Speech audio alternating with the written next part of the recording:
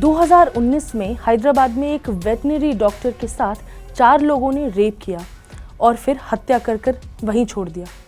ये जो ट्वीट्स आप देख रहे हैं, ये उन्हीं लोगों के ट्वीट्स हैं जिन्होंने 2019 में हुए इस एनकाउंटर की जोरों शोरों से तारीफें की थी। बड़े बड़े सेलिब्रिटीज और खिलाड़ियों ने हैदराबाद पुलिस की सराहना करते हुए कहा था कि यही होता है फास्ट जस्टिस। हालांकि इस एनकाउंटर की तफ्तीश के लिए एक जांच कमेटी बैठाई गई। क्यों? क्योंकि भारत में अदालत का कानून चलता है, भीड़ का नहीं। तो उसी पैनल की रिपोर्ट अब आ चुकी है और जांच कमेटी ने चौंकाने वाली रिपोर्ट दी है।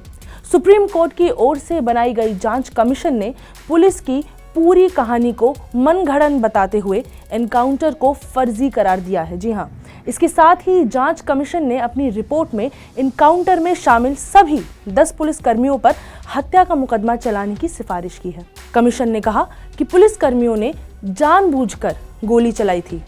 अब इन पुलिसकर्मियों पर हत्या का आरोप लगा है, मगर आज भी कई लोग सबसे बेसिक सवाल में ही उलझकर रह जाते हैं कि एनकाउंटर होने पर जांच समिति क्यों बैठाई जाती है? क्या एनकाउंटर करना गलत है? अगर है तो क्यों है? और आखिर क्यों लोकतंत्र में एनकाउंटर पर खुश नहीं होना चाहिए? नमस्कार, मैं हूं साहिबा खान और आप देख रहे हैं FII ओनली ऑन अनकट। आज हम बात करने वाले हैं फर्जी एनकाउंटर की। पहले तो जान लेते हैं कि एनकाउंटर क्या होता है।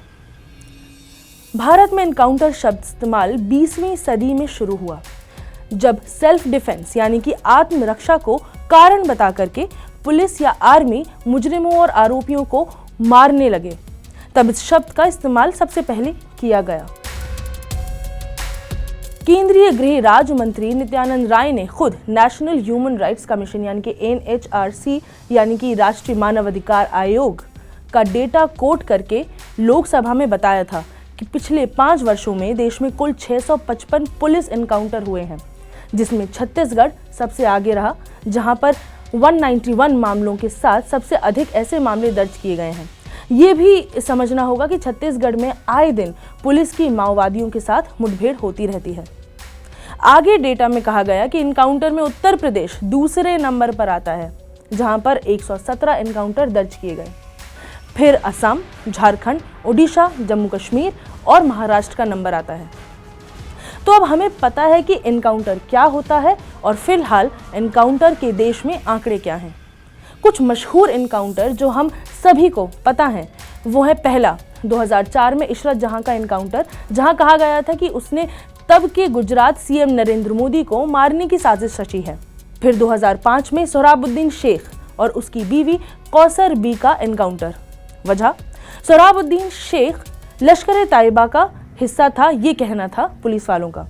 2008 में बाटला हाउस एनकाउंटर। 2016 में student Islamic movement of India यानी कि SIMI के 8 छात्र कथित तौर पर भोपाल जेल से भाग निकले थे, तो उनका भी एनकाउंटर कर दिया गया। 2019 में तेलंगाना पुलिस का एनकाउंटर और 2020 में उत्तर प्रदेश का कुख्यात माफिया विकास दुबे का एनकाउंटर। इन सभी एनकाउंटरों में एक चीज बहुत कॉमन है, मिलती जुलती है, वो है शक का होना। हर केस में कहीं ना कहीं विपक्ष ने सत्तारूढ़ सरकार पर इल्जाम लगाया था कि चीजें दबाने के लिए एनकाउंटर किए जा रहे हैं। अगर जांच बैठी तो मुजरिम सच उगलेगा, और ताकि उसके लपेटे में बड़े नाम ना आ पाए, इसलिए पुलिस से कहकर फर्जी एनकाउंटर करा दिया जाता है। ABP न्यूज ने 2019 में कुछ लड़कियों से बात की थी हैदराबाद एनकाउंटर को लेकर के।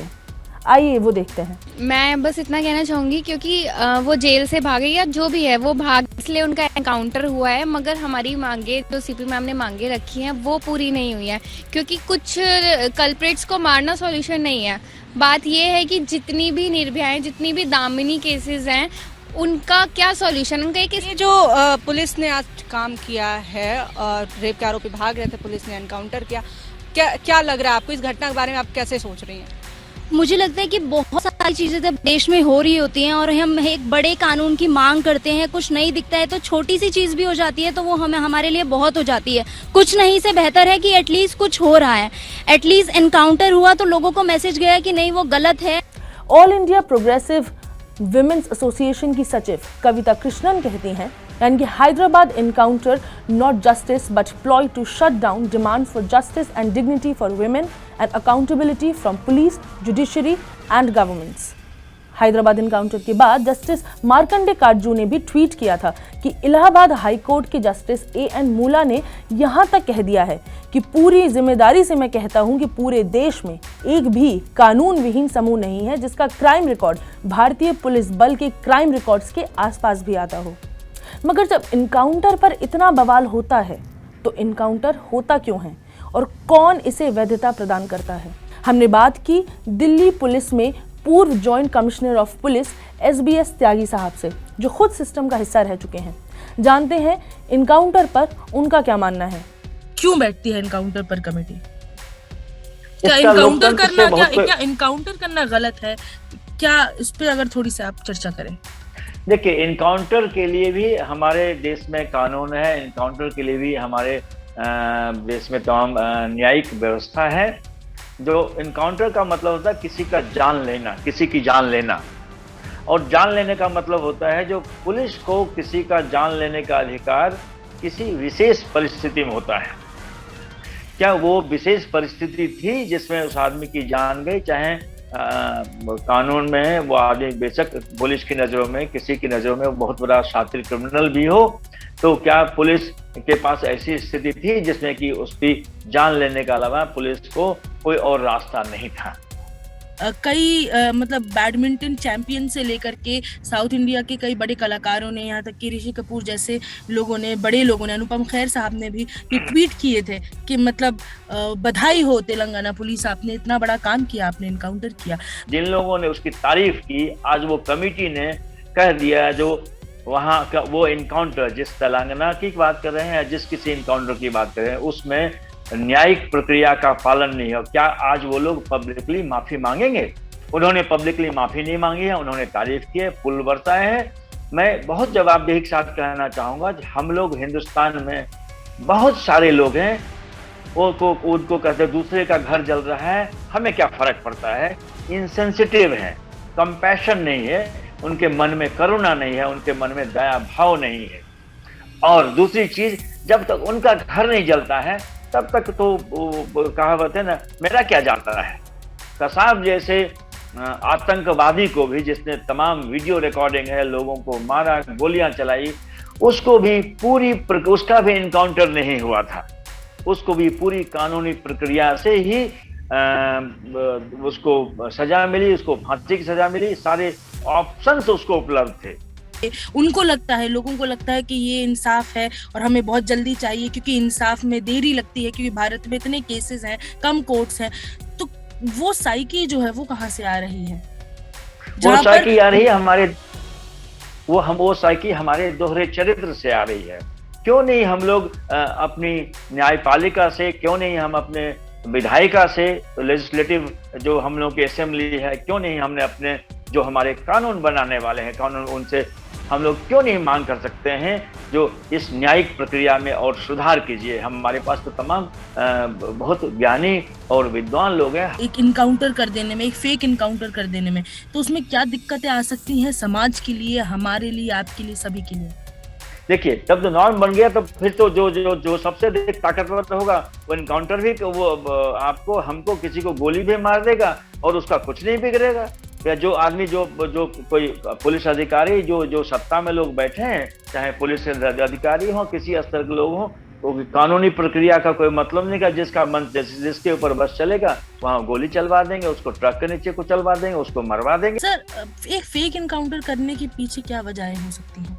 आप सिस्टम में रहे हैं, आप अगर हम थोड़ा इंस्टेंट, देखिए बहुत लोगों को लगता है इंस्टेंट सेलिब्रेशन हो जाता है, इंस्टेंट हीरो हो जाते हैं। तो कोई आदमी मेहनत करके हीरो नहीं बनना चाहता ना, कोई हीरो बनने में तो उसको तपना पड़ता है, हीरो बने उसके लिए बहुत सेक्रीफाइस करना पड़ता है। जो फिल्में आ रही हैं खास करके, जिसमें हम जो इनकाउंटर स्पेशलिस्ट हैं उनको बहुत ग्लोरीफाई कर रहे हैं, उनको कह रहे हैं कि अरे देखो ये रहे हैं इनकाउंटर स्पेशलिस्ट। कई पुलिस पर भी कुछ फिल्में आ रही हैं जहाँ पे जो एक वायलेंस है एक तरीके का, उसको बहुत ज्यादा ग्लोरीफाई किया जा रहा है। क्या आपको लगता है कि समाज और इसका कुछ लेना देना है? क्या आपको लगता है कि लोगों पर इसका असर पड़ेगा? वर्तमान समाज में जो हो रहा है, फिल्में जो दिखाते हैं उनका भी कहीं कुछ एक मोटिव होता है। उनका मोटिव होता है, देखिए, सच को सच की तरह दिखाना। सच के भी कई पहलू हो जाते हैं। सच को सच की तरह दिखाना, समाज में कोई वैल्यू प्रमोट करना, समाज में कोई अच्छी चीज प्रमोट करना, उनका पर्पस है कि नहीं है मुझे नहीं पता। वो तो चाहते हैं जो ऐसी चीजें दिखाओ जिससे कि हमारा बॉक्स ऑफिस पर खूब पैसा, 200 करोड़ 400 करोड़ का हमारी फिल्म हिट हो जाए। तो क्या प्रमोट करना चाहिए? सोशल कॉज प्रमोट करना चाहते हैं, या they wish to promote violence, they wish to promote taking law into your hands. तो ये थे त्यागी जी, और उन्होंने हमारे सभी सवाल मेरे हिसाब से हल कर दिए हैं कि एक लोकतंत्र में क्यों इनकाउंटर को सेलिब्रेट नहीं करना चाहिए, क्यों जरूरी है कानून को कानून का काम करने देना। ये बात सच है कि कहीं ना कहीं जनता का कानून पर से विश्वास खत्म हो रहा है, जनता हताश हो रही है। ये सही है कि कानून की डगर लंबी है, बहुत समय लगता है भारत में अगर एक बार केस अदालत पहुंच गया। मगर इनकाउंटर की ये प्रथा, जिसे कोई बेगुनाह भी मारा जा सकता है या जिसमें असल मास्टरमाइंड का भी पता नहीं चल पाया, वो देर के इंसाफ से कितना बेहतर है, ये हमें सोचना होगा। बाहुबलियों के नाम पर खुश होना, फिल्मों में इनकाउंटर स्पेशलिस्ट्स को बढ़ा चढ़ाकर दिखाना असल जिंदगी नहीं दर्शाता है और ना ही दर्शाना चाहिए। हम एक लोकतंत्र हैं जो लोगों के वोट से बनता है। यहाँ भीड़ चाल और जनता का नहीं बल्कि अदालत का कानून चलता है और पुलिस का काम है लोगों को पकड़ना, उन्हें मारना नहीं। स्पाइडरमैन में कहा गया था कि with great power comes great responsibility. अगर सरकार ने किसी संस्थान को अस्त्र शस्त्र दिए हैं जनता की रक्षा के लिए, तो वो उसी के लिए इस्तेमाल होने चाहिए। ये भी ज़रूरी है। हम सब ने अलग अलग देशों में देखा है कि भीड़ का कानून कितना त्राही ला सकता है। बाकी आप समझदार हैं। फिलहाल आज FII बाय अनकट में इतना ही। मैं हाजिर होंगी अगले FII में आपके ज़रूरी सवाल और ज़रूरी जवाबों के साथ। तब तक के लिए देखते रहें अनकट। मैं हूँ साहिबा खान। नमस्कार।